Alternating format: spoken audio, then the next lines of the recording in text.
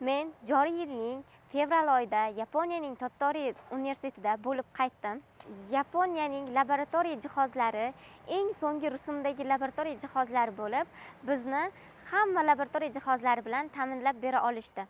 Shaxsan men ilmiy laboratoriyada DNKni ajratish bo'yicha ishni amalga oshirib qaytdim. Biz bu bilan to'xtab qolmasdan kelajakda magistratura bosqichida Yaponiyaning Tottori universitetini tanlashni maqsad qilib qaytdik. Yaqinda yapon do'stlarimiz Samarqand davlat universitetiga tashrif buyurishmoqda. Biz ular bilan birgalikda ilmiy hamkorligimizni davom ettirish niyatidamiz. Biz Yaponiyada bo'lgan davrimizda ularning milliy qadriyatlari bilan tanishdik.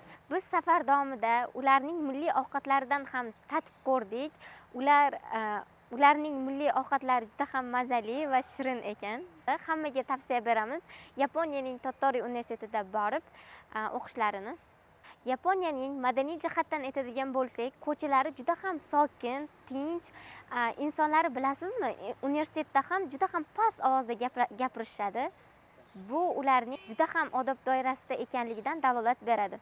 Yaponiyaning talabalari juda ham mehribon va ochiqko'ngil talabalar hisoblanadi. Men u yerda orttirgan do'stlarim bilan ijtimoiy tarmoqlarda hali ham aloqadamiz.